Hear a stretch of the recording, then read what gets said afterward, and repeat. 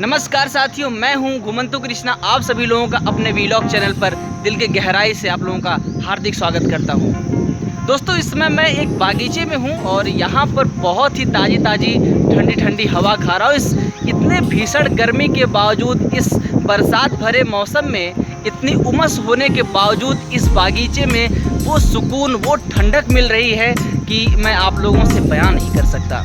दोस्तों, कितने सौभाग्यशाली हैं हम लोग कि हमारे घर के पास में ही ऐसे सुंदर सुंदर बागीचे, जहाँ पर बहुत सारे आम के पेड़ हैं, अमरूद के पेड़ हैं और भी तमाम प्रकार के फलों के पेड़ हैं, जिनका हम देसी तरीके से स्वाद लेते हैं। हम बाज़ार से ज़्यादा सामान नहीं खरीदते, हमें अधिकतर सामान अपने घर से, अपने गांव से ही मिल जाता है। साथियों, बहुत सौभाग्यशाली हैं हम लोग कि हमें यहाँ पर प्राकृतिक दृश्य देखने को मिलते हैं, प्राकृतिक पशु पक्षी देखने को मिलते हैं, प्राकृतिक फूल पत्ती हमें मिल जाते हैं। अपने इष्ट भगवान को चढ़ाने के लिए हमें मार्केट के फूलों पर निर्भर नहीं होना पड़ता। हमें ज़्यादातर सब्जियां मार्केट से हमें नहीं खरीदनी पड़ती, हम लोग घर पे उगा लेते हैं। तो आइए एक लुक आपको हम अपने घर के पास के बागीचे का भी देते हैं। तो ये है वो जगह जहाँ पर मैं इस समय खड़ा हूँ। बहुत ही हरा भरा जगह है। मैं कहीं और आपको ले चलूँ उससे पहले मैं आपको इस पेड़ के पास ले चलता हूँ। क्या आप लोग इस पेड़ को पहचान पा रहे हैं? कौन सा पेड़ है ये? फल देखकर तो समझ आ गया होगा दोस्तों कि ये अमरूद है। इसे कई जगहों पर कई नामों से बुलाते हैं लोग, लेकिन हमारे यहाँ तो इसे अमरूद कहते हैं। और एक छोटी सी हंसी की बात मैं आपको बताऊँ तो छोटे बच्चे इसे बचपन में ना अरमूद कहते हैं। सुनने में बहुत ही फनी लगता है, लेकिन मुझे लगता है कि हम लोग भी बचपन में इसे कभी ना कभी तो अमरूद को अरमूद कहकर ज़रूर बुलाए होंगे। लेकिन फिर भी हम लोग छोटे बच्चों को नसीहत देते रहते हैं कि इसे अरमूद नहीं अमरूद बोलते हैं। तो चलिए, एनीवे हम लोग अभी दूसरी तरफ चलते हैं। लेकिन दूसरी तरफ जाने से पहले दोस्तों, मैं आपको दिखाना चाहता हूँ कितने घने जंगल में और ऐसे इस चीज़ को सरपत कहते हैं और ऐसी जगहों पर हम आकर खड़े चुकी है। यह जगह बहुत ज़्यादा सेफ़ नहीं है। यहाँ पर सांप, बिच्छू, ये सभी जानवर यहाँ पर अक्सर निकलते रहते हैं, लेकिन फिर भी मैं आप लोगों को दिखाने के लिए थोड़ा सा रिस्क ले सकता हूँ और लिया भी हूँ। और आगे आपको ऐसे ऐसे प्राकृतिक दृश्यों से भरपूर जगहों पर मैं लेके चलूँगा। आप लोगों को अच्छे अच्छे लुक दिखाऊँगा, प्रकृति से आप लोगों का मिलन करवाऊँगा। चलिए हम लोग दूसरी तरफ चलते हैं। ये खेत किस चीज़ का है, क्या आप लोग पहचान पा रहे हैं? दोस्तों, यहाँ से लेकर वहाँ तक पूरा धान की रोपाई हो चुकी है। और हमारे भारत देश को ऐसे ही सोने की चिड़िया नहीं कहा जाता था। मुझे ये सब चीज़ें देखकर एक गाना याद आ रहा है और मैं चाहता हूँ कि मैं आप लोगों को सुनाऊँ। चलिए दोस्तों, लगे हाथ आपको हम वो गीत भी सुना देते हैं जिससे लोग भारत को सोने की चिड़िया कहते थे। वो गीत आप लोगों के सामने पेश है। मैं बहुत ही शौकिया गवैया हूँ, अगर कोई मुझसे गलती हो जाए तो प्लीज़ मुझे माफ़ कर दीजिएगा।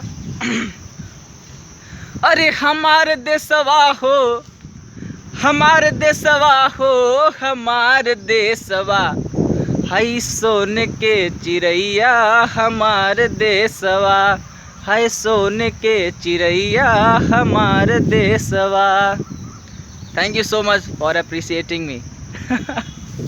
बहुत अच्छे गीत तो नहीं गाता, लेकिन फिर भी मन में आता है तो देशभक्ति की भावना भी हमारे अंदर बहुत ज़्यादा है। लोगों की मदद करना चाहता हूँ और अपने देश से बहुत प्यार करता हूँ। आर्मी का बहुत सम्मान करता हूँ। सभी को करना चाहिए जो हमारे लिए हर समय खड़े हैं, अपनी जान की परवाह किए बगैर। हम सभी को उनका सम्मान करना चाहिए और सबसे ज़्यादा तो हमें किसानों का सम्मान करना चाहिए, जिनकी बदौलत हम इस धरती पर अपने आप को सरवाइव कर पा रहे हैं, अपने आप को जीवित रख पा रहे हैं। अगर किसान ही ना हो दोस्तों, तो नहीं मुझे लगता कि हम लोग ज़िंदा रह पाएंगे, क्योंकि अमेरिका, ईरान, चीन ये सब हमें सब कुछ नहीं दे सकते। हमारे देश के किसान जो हमें इतना सारा अनाज देते हैं, हमें उन लोगों का सम्मान करना चाहिए दोस्तों। और एक बार मैंने कभी लिखा था, एक किसी फंक्शन में मैं गया था और मैंने वहाँ पर कहा भी कि इस देश को प्रधानमंत्री और इस देश के मंत्री लोग नहीं चलाते हैं, उनसे पहले इस देश को हमारे देश के किसान चलाते हैं। तो सल्यूट है ऐसे किसानों को।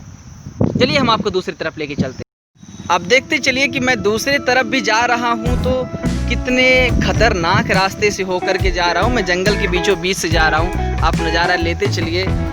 शहर वालों के लिए ये बड़ा ही अद्भुत नज़ारा हो, क्योंकि उन्हें जब वो गांव आते होंगे तभी ऐसा दृश्य देख पाते होंगे, अन्यथा उन्हें ये सब देखने को नहीं मिलता होगा, बहुत ही कम मिलता होगा। वो अपने गार्डन में या अपने लान में थोड़ी हल्का फुल्का कुछ घास वगैरह लगा लेते, पर ऐसे प्राकृतिक दृश्यों को देख पाना उनके लिए थोड़ा सा मुश्किल होता होगा, नहीं देख पाते होंगे बेचारे।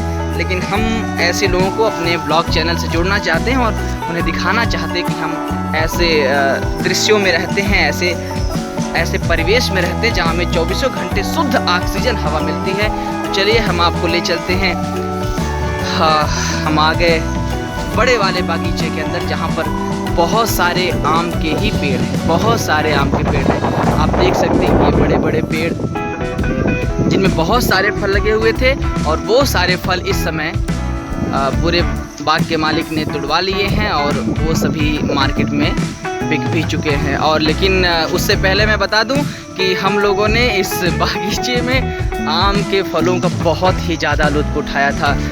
एक नए वृक्ष की तरफ ले चलता हूं जिससे आप लोग परिचित भली भांति होंगे, और उस वृक्ष का नाम है, आपको मैं उसका फल दिखाता हूं। क्या आप मुझे उसका नाम कमेंट में बताएंगे किस फल का पौधा और ये कौन सा फल है?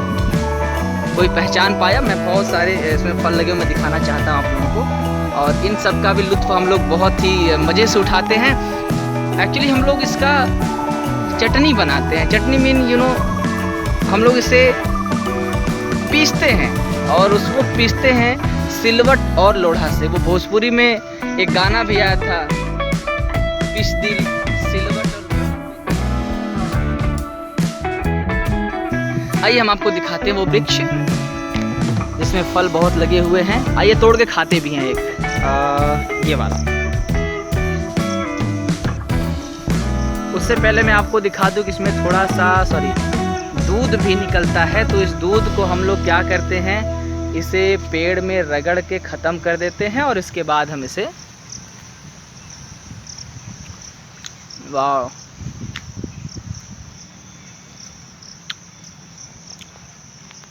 बहुत खट्टा लग रहा है, लेकिन मज़ा भी आ रहा है। एक और तोड़ के खाता हूँ। ये जो मज़ा है अपने देसी अंदाज में, जो मज़ा है घर की चीज़ों को खाने में, वाकई ये शहर में देखने को नहीं मिल पाता है।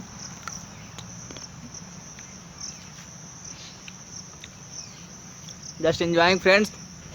आपके मुंह में भी पानी आ रहा होगा, बट सॉरी, मैं क्या करूं।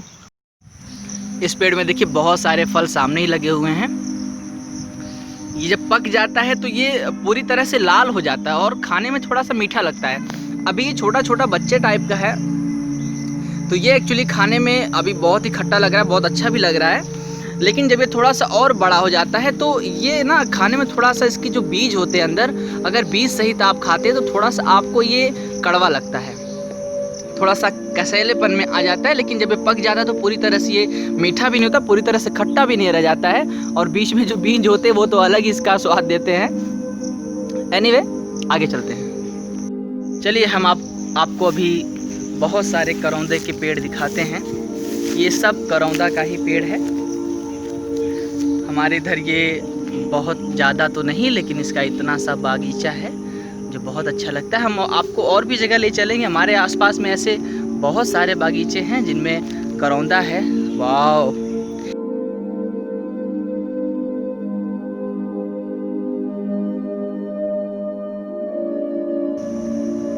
चलिए मैं इसे खाते खाते चलता हूँ और आप लोगों को दिखाते चलता हूँ। है तो बहुत सारा, कितना दिखाऊंगा, मैं बकवास नहीं करना चाहता व्लॉग में। लेकिन ये हमारे आम के पेड़ का बागीचा है जिसमें हम लोगों ने बहुत मज़े किए हैं। हम लोग यहाँ पे पगडंडी भी खेला करते थे। अभी पूरा दोपहर हो चुका है, इसलिए मैं अपनी यात्रा को, अपने विजिट को यहीं पर रोकना चाहता हूँ। लेकिन मैं शाम को आपको अपने खेतों की तरफ ले चलूँगा और दिखाऊँगा कि इस समय जिस तरह से गांव में सांड छूट चुके हैं और किसानों का इतना दुर्दशा हो रहा है कि कुछ कहा नहीं सकता। क्योंकि अब जानवर है बेचारे, तो जाएंगे भी कहाँ। अब जो पैदा हो गया इस दुनिया में उसको ऐसे मार तो सकते नहीं हैं, लेकिन उनकी रखवाली कौन करेगा? उसके जिम्मेदार जो आला अफसर लोग हैं वो भी ध्यान नहीं दे रहे हैं। कम से कम उन्हें ध्यान देना चाहिए। इस तरह से किसानों का जो खेत है वो उनकी जो मेहनत है, जो फसल है उनकी, वो बर्बाद होती रहती है। हम आपको यहाँ पर दिखाएंगे शाम को मोर की आवाज़, हो सकता है मोर भी हम आपको दिखा, क्योंकि हमारे यहाँ बहुत मोर आते हैं, कबूतर, कौवा और भी तमाम प्रकार के जानवर, नीलगाय, हम आपको ये सब दिखाएंगे, इन सब से रूबरू करवाएंगे। लेकिन तब तक के लिए आप हमें इजाज़त दीजिए, हम शाम को आपको अपने खेतों की तरफ ले चलेंगे। आइए कोरोना खाते हैं।